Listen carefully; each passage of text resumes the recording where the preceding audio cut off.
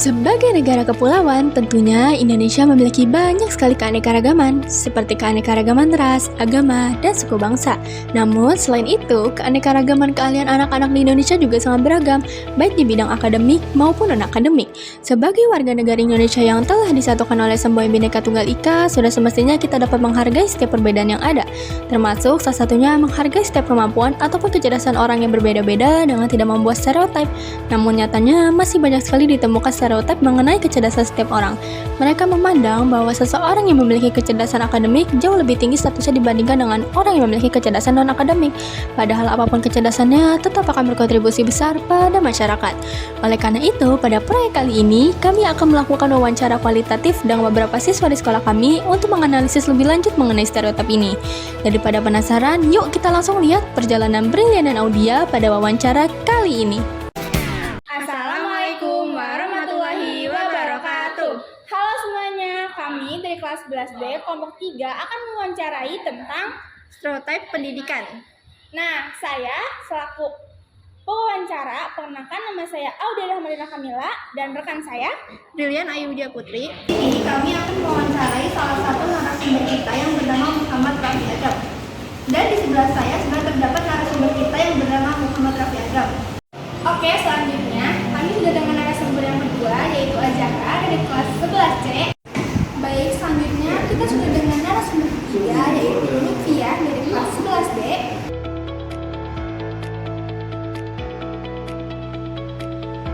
Dalam kasus ini pramuka, mungkin sekedar informasi, kalau memang pramuka itu sudah saya tekuni dari sejak SD gitu. Jadi bisa dibilang dari SD, SMP, SMA tuh saya memang pengen fokus di pramuka karena saya ngerasa passion saya itu di situ gitu. Dan insya Allah juga kalau memang saya berkesempatan untuk masuk PTN, saya juga bakal lanjutin pramuka di sana.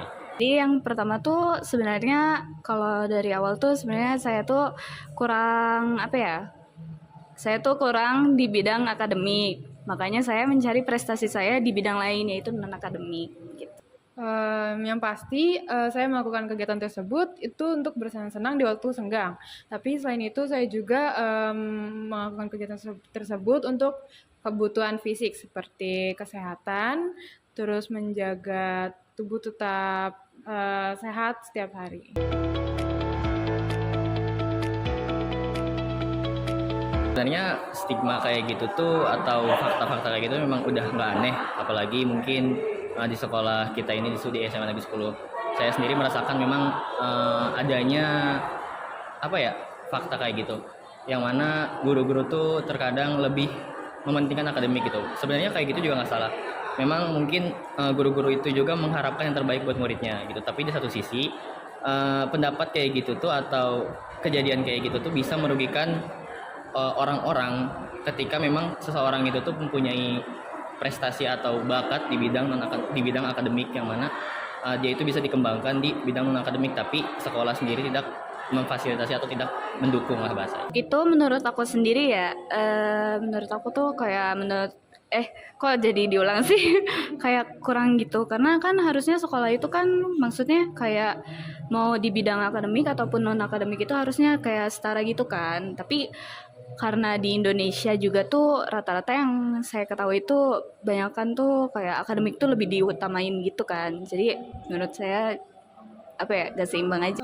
Tanggapan saya untuk beberapa orang paling tidak begitu mengerti tentang pentingnya kegiatan non akademik. Bagi beberapa orang juga mungkin berpikir yang paling penting itu akademik, jadi non akademik kayak ya udahlah gitu.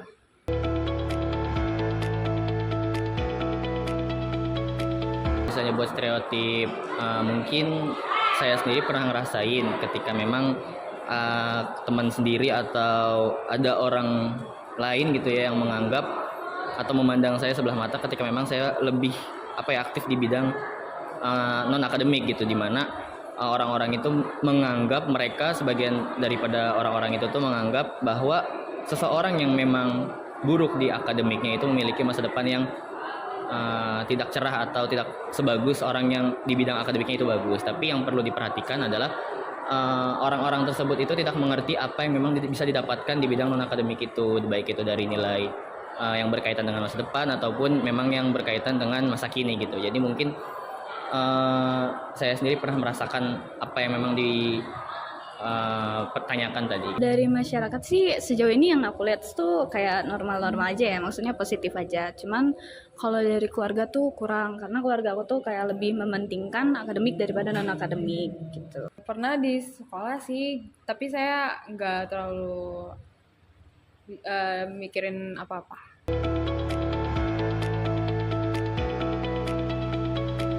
Untuk dampak negatifnya mungkin ya ketika memang seseorang itu, tapi ini bukan kasus saya karena memang mungkin di kasus saya dampak negatifnya mungkin hanya apa ya, semangatnya jatuh mungkin atau bagaimana, tapi mungkin ketika memang kita membahas gambaran umum, seseorang itu ketika memang mendapatkan apa ya, perilaku dari lingkungan sekitarnya itu yang nggak mendukung, itu mungkin bisa menghancurkan mental dia dalam berkarya di bidang non akademik itu, dalam dia berproses dalam bidang non akademik itu, dan itu bisa menjadi masalah serius gitu ketika memang lingkungan sekitarnya itu nggak bisa memperlakukan atau mensupport dia di bidang yang dia mau gitu.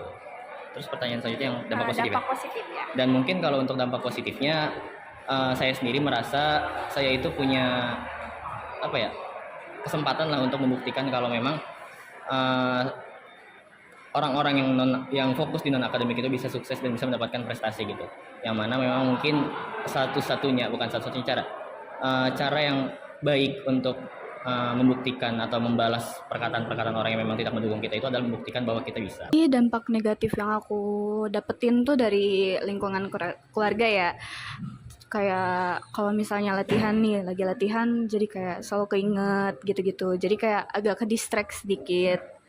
Terus tadi ada dampak positifnya juga ya. Kalau dampak positifnya tuh kayak jadinya aku tuh punya kayak gimana ya? Pendorongan dari diri sendiri gitu. Jadi kayak wah, harus bisa lebih nih buat mematahkan stereotip yang negatif itu. Dampak negatif yang saya dapatkan mungkin beberapa waktu dengan kejadian tersebut saya mendapat, pastinya nggak enak ya kalau buat diri sendiri, kayak kepikiran apa yang diomongin mereka benar gak ya, atau aku nanti kedepannya kayak gitu gak ya. Kalau dampak positifnya? Mungkin dampak positif yang bisa saya dapat sih, saya diajarkan untuk apapun komentar negatif yang diberikan orang lain kepada saya itu bisa diubah kata-katanya untuk menjadi hal positif yang bisa saya dapatkan untuk diri saya sendiri untuk mengembangkan potensi kegiatan tersebut.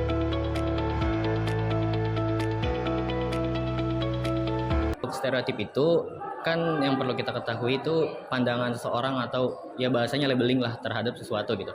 Ketika memang kita sudah mendapatkan perilaku-perilaku yang tidak mengenakan lah dari lingkungan sekitar kita yang tidak mendukung kita, itu mungkin ada baiknya untuk kita tidak memikirkannya, karena memang ya dipikirkan malah jadi beban kita. Ketika memang kita lepaskan dan kita tidak peduli dengan apa yang mereka bicarakan dan kita bisa fokus ke apa yang kita kejar, itu justru mungkin bisa menjadi nilai lebih lah untuk kita. Dan ketika memang kita sudah berhasil menekuni bidang tersebut sampai mendapatkan prestasi pun, orang-orang tersebut bakal bungkam ketika memang melihat prestasi yang kita dapatkan.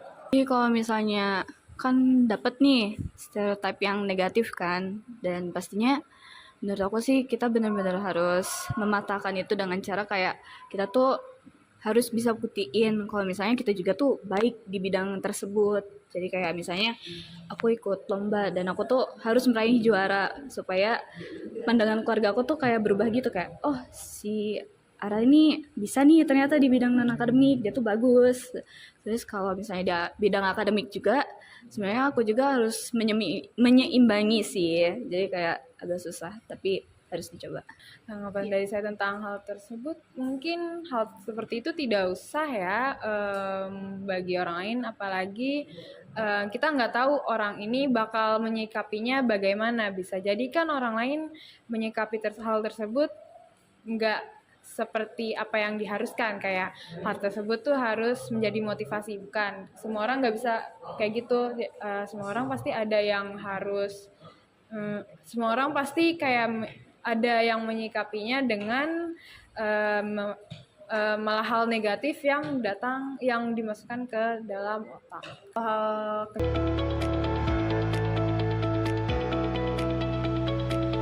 Ini kan berakar dari masalah yang mana orang itu tuh terlalu fokus di akademik sampai meninggalkan akademiknya.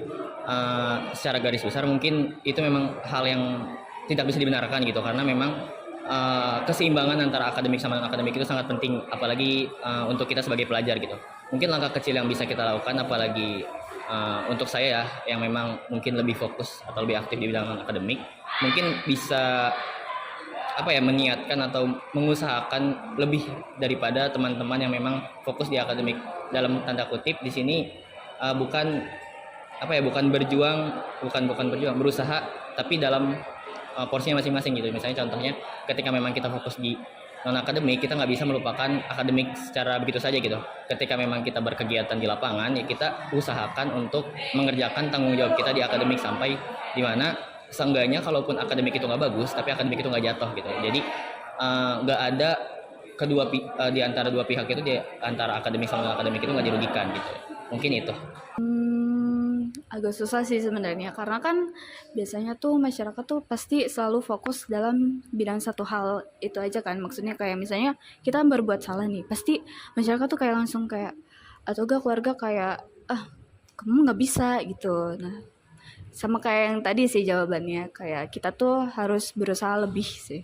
kecil bisa dimulai dari menyaring omongan orang dan ambil apa yang bagus untuk kita. Nah, hal tersebut bisa jadikan motivasi. Terus kita bisa membuktikannya dengan sebuah prestasi mungkin, terus mengikuti kejuaraan-juaraan, dan yang pastinya tidak besar kepala.